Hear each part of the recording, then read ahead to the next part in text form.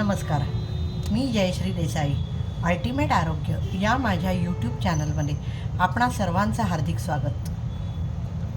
Chest congestion झालं आहे, अस्थम्याचा त्रास होतो आहे, कॉन्स्टिपेशनचा त्रास होतो आहे, सायनसेस ब्लॉक झाले आहेत, आर्टरीज ब्लॉक झाल्या आहेत, असे वेगवेगळ्या तक्रारी आपण करतो. किंवा ऑस्टिओपोरोसिस झाला आहे, हाडं एकदम रिजिडिटी त्यांच्यात आली आहे, शरीर जखडल्यासारखं झालं आहे, मन कुडतं आहे. अशा अनेक तक्रारी आपण वेगवेगळ्या टप्प्यावर करत असतो. याच्या योगाच्या भाषेत जर बोलायचं झालं किंवा पंचतत्वांच्या भाषेत जर बोलायचं झालं तर याचा अर्थ शरीरातलं आकाश तत्व कमी झालेलं असतं आणि त्यामुळे हे सगळं होतं. आज त्याचमुळे आपण अत्यंत महत्त्वाच्या असलेल्या आकाश तत्वाची आणि मग नंतर पुढच्या एपिसोडमध्ये आकाश मुद्रेची व त्याच्या बेनिफिट्सची अशी सगळी माहिती घेणार आहोत. हे 2 भागात करायची गरज. आपण प्रत्येक मुद्रेचा आत्तापर्यंत एक एक भाग केला. ही 2 भागात करायचं कारण हे आहे, कारण आकाश तत्व हे आपल्या दृष्टीने अत्यंत महत्त्वाचं तत्व आहे. 5ही तत्वांमधलं अत्यंत महत्त्वाचं जर कुठचं तत्व असेल ते आकाश तत्व आहे. कारण आकाश तत्व असल्याशिवाय म्हणजे स्पेस असल्याशिवाय, पोकळी असल्याशिवाय इतर कुठचंही तत्व कामच करू शकत नाही. आता गेल्या वेळेला आपण जलमुद्रावरून मुद्रा बघितली. जल जर प्रमाण वाढवायचं असेल जलाचं तर त्याच्यासाठी जागा लागेल ना मोकळी. ती जागा देण्याचं काम आकाश तत्व करतं. ती जागाच जर कमी झालं असेल तर अवकाश, ती पोकळी कमी झाली असेल तर जलतत्व वाढेल कुठून? आपली हाडं पोरस असतात, सच्छिद्र असतात. ती समजा ती पोकळी भरून निघाली आहे, तिथे पृथ्वी तत्व वाढलं आहे आणि ती त्यामुळे अवघडले पण आलं आहे, जखडले पण आलं आहे. तर तिथे ती पुन्हा पोकळी जर क्रिएट झाली तरच हे प्रॉब्लेम्स दूर होऊ शकतात ना. त्याच्याचमुळे आकाश तत्व हे असं तत्व आहे की ज्याच्या मदतीशिवाय इतर 4ही तत्व कामच करू शकत नाही. साध्या सोप्या भाषेत सांगायचं तर वरती आकाश आहे, अथांग आहे, अनंत आहे आणि त्याच्या कुशीत आपली पृथ्वी आहे. त्याच्या कुशीमध्ये जल, वायू हे सगळे संचार करत आहेत. आकाश आहे तिथेच आहे, ते बदलत नाही आहे. तसंच आपल्या शरीरातलं आकाश तत्व प्रत्येक ठिकाणी आहे. शरीरात जिथे जिथे पोकळी, अगदी पेशीच्या स्तरापर्यंत जिथे जिथे पोकळी आहे तिथे तिथे आकाश तत्व आहे. म्हणजेच आपल्या शरीरातल्या कुठच्याही भागात काहीही प्रॉब्लेम झाला तर आकाश तत्व बॅलन्स असल्याशिवाय इतर तत्व बॅलन्स करणं आपल्याला शक्य नाही. थोडंसं विषयांतर करायचं तर आपण आजकाल उठसूट बोलतो की मला माझी स्पेस पाहिजे. कोणत्याही रिलेशनशिपमध्ये आपली स्पेस हवी असते, आपल्या घरात आपली स्पेस हवी असते. एखादं झाड वाढायचं तर त्याच्यासाठी स्पेस आवश्यक असते. म्हणजे स्पेस पाहिजे हा आजच्या युगाचा परवलीचा शब्द आहे. मग आपल्या शरीरात तीच स्पेस असणं अत्यंत आवश्यक आहे, तर आपल्याला स्वास्थ्य लाभू शकतं. ती स्पेस जर वाढवायची असेल किंवा संतुलित करायची असेल तर त्यासाठी जी मुद्रा करायची त्या आकाश मुद्रेची माहिती आज आपण घेणार आहोत. आकाश मुद्रा करायला अत्यंत सोपी आहे. ती अधिक तपशिलात पुढच्या भागात येईल.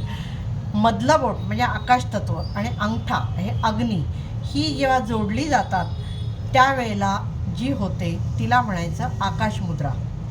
मी दाखवण्यासाठी अशी धरती आहे, प्रत्यक्षात ही बसून गुडघ्यावर असे हात ठेवून करायची असते.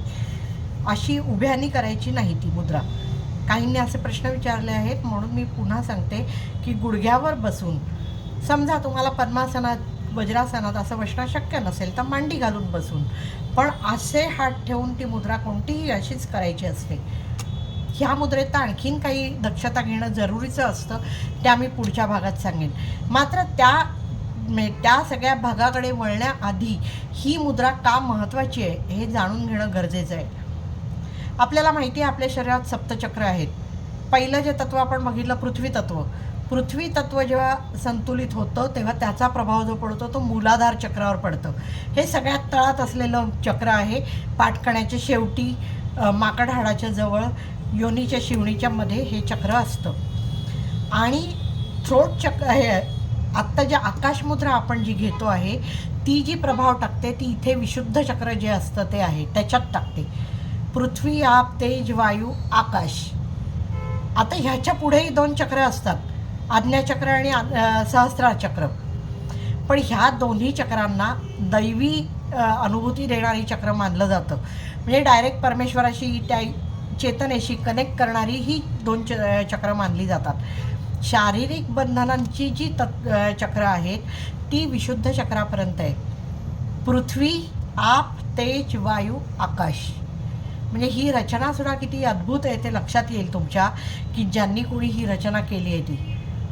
मी असं म्हटलं की हे तत्त्व जे आहे ते शरीरात सगळ्या ठिकाणी आहे. प्रत्येक पोकळीत आहे, हृदयात आहे, फुफ्फुसात आहे, मेंदूमध्ये आहे, आतड्यांमध्ये आहे, पेशीच्या स्तरापर्यंत आहे, हाडांमध्ये आहे. पण मग ते आपल्याला तसं जाणवत नाही. म्हणजे आपल्याला रक्त म्हणजे जल जाणवतं, लाळ म्हणजे मूत्र म्हणजे जलतत्व जाणवतं, मांस, दात, हाडं ह्याच्यामध्ये आपल्याला पृथ्वी तत्व जाणवतं.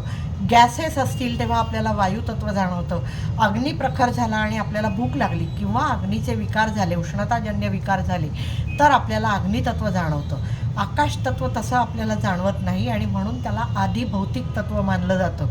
आणि म्हणूनच याचे लाभ फक्त शारीरिक नाही तर मानसिक आणि आध्यात्मिकदृष्ट्यासुद्धा याचे प्रचंड लाभ मानले जातात. तुम्हाला जर कुठेही लक्षात आलं असेल तर गौतम बुद्धाच्या अनेक शिल्पांमध्ये गौतम बुद्ध आकाशमुद्रा लावून बसलेले आपल्याला दिसतात. कारण दैवी अनुभूती देणारी किंवा परमेश्वराशी कनेक्ट करणारी अशी ही मुद्रा आहे आणि ह्याची अनुभूती प्रत्येकजण घेऊ शकतं. म्हणजे ती लावल्यानंतर काय आणि कसं अनुभवायचं हेही मी पुढच्या एपिसोडमध्ये सांगेन. फक्त ते का होतं हे समजून घेणं अत्यावश्यक आहे, नाहीतर त्याचा काही उपयोग नाही. म्हणून आपण हे आत्ता आपण समजून घेऊया. आता मी म्हटलं की रक्तवाहिन्या किंवा त्यांनी रक्ताभिसरण होत नाही, त्यात कुठे ब्लॉकेजेस आली तर एखाद्या नळीचा हे घ्या की एखाद्या पाईपात नळीत कचरा अडकला आहे, तो कचरा साफ झाल्याशिवाय तिथनं काही प्रवाहच जाऊ शकत नाही पुढे. मग तो कचरा साफ करण्यासाठी आपण काहीतरी उपाय करतो, तेव्हा ती नळीतलं क्लिअर होतं पॅसेज आणि मग प्रवाह सुरू होतो. असं रक्तवाहिन्यात ब्लॉकेज झालं तर, आतड्यात असं ब्लॉकेज झालं तर ते कसं नीट करणार? बस्ती वगैरे एनिमा हे उपाय आहेत जर आतड्यांमध्ये ब्लॉकेज झालं तर. रक्तवाहिन्यातलं ब्लॉकेज कसं दूर करणार? त्या सगळ्यासाठी ही आकाशमुद्रा काम करते. दुसरं म्हणजे अनेकांना शॉर्ट ब्रेथचा त्रास होतो, म्हणजे श्वास पूर्ण भरूनच घेता येत नाही, वरवरच्या वर श्वास घेतात ते आणि पूर्ण श्वास भरून न घेतल्यामुळे एनर्जी लेवल त्यांची खूप कमी असते. त्यांना जो ऑक्सिजन शरीराला मिळाला पाहिजे असतो, रक्ताभिसरण ज्यांनी सुधारायला हवं असतं ते त्यांच्या बाबतीत होत नाही.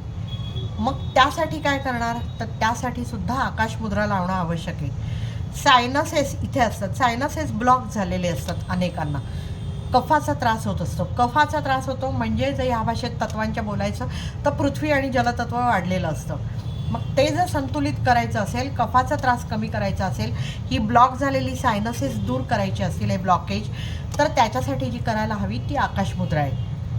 लिथार्जी आली असेल, शरीरात जडपणा आला असेल, जखडलेपणा आला असेल तर त्यासाठी सुद्धा जी उपयोगी ठरते ती आहे आकाशमुद्रा. अत्यंत एक फायदा म्हणजे मजेशीर त्याचा उपयोग असाही आहे की जेटलॅग होतो आपल्याला. जर आपण दुसऱ्या झोनमध्ये कुठे जर ट्रॅव्हल केलं विमानातनं तर विमानात जर 1 तास ही मुद्रा लावून बसलं तर जेटलॅगचा त्रास होत नाही. किंवा एखाद्या वेळेला अति खाण्याने आपल्याला त्रास होतो, अनकम्फर्टेबल होतं खूप, त्याही वेळेला आकाशमुद्रा लावली तर आपल्याला फायदा होतो.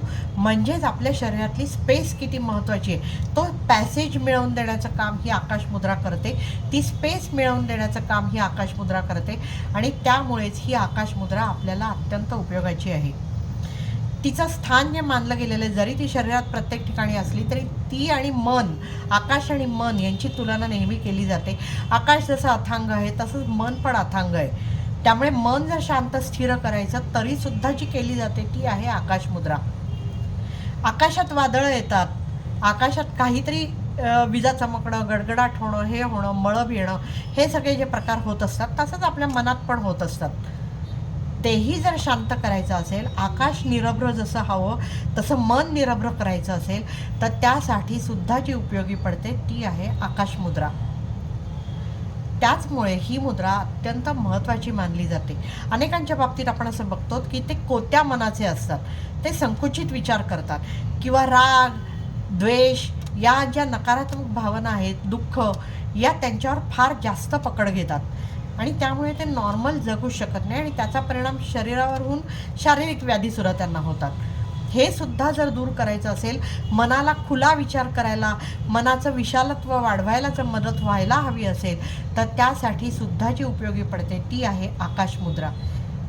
ती कशी करायची आहे थोडक्यात मी सांगितलं, की मधलं बोट म्हणजे आकाश तत्व, हे म्हणजे अग्नी. आकाश तत्वाला जो बळ देतो तो अग्नी, आणि त्याच्याचमुळे ही जी मुद्रा होते ती होते आकाश मुद्रा. पण ह्याच्यात ना नुसती गंमत आहे, म्हणजे नुसतं एवढंच सांगून उपयोगाचं नाही आहे. त्यात बऱ्याच गोष्टी आपल्याला अनुभवायला येतात जेव्हा आपण ही मुद्रा लावतो तेव्हा. ते अत्यंत बारीकीने बघितलं पाहिजे. ते तुम्ही मी कोणीही पण त्याचा अनुभव घेऊ शकतो. त्याच्यासाठी आध्यात्मिक साधनच असायला पाहिजे असं काही नाही आहे.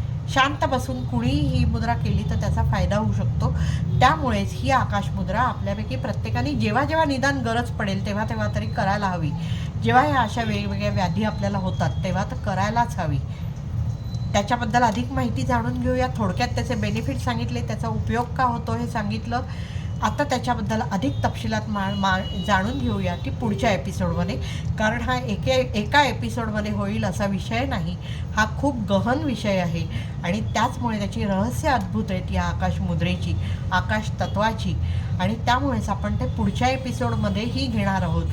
हा एपिसोड जसा शेवटपर्यंत बघितला तसा तोही एपिसोड शेवटपर्यंत पहा, कारण ती मुद्रा कशी करायची, कुणी करायची, नेमकी त्यात काय अनुभूती येते, कुणी करायची नाही किंवा कशी करायची नाही, हे सगळ्याच गोष्टी अत्यंत तपशिलात मी पुढच्या एपिसोडमध्ये सांगणार आहे.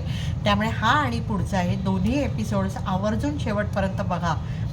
ही अशीच माहिती शेवटपर्यंत जर आपल्या घरपोच आपल्याला मिळायला हवी असेल तर आपण हे चॅनल लाईक, शेअर आणि सबस्क्राईब करणं गरजेचं आहे. ते आपण कराल अशी मला आशा आहे. करा अशी मला माझी विनंती आहे. तूर्त इथेच थांबते. धन्यवाद.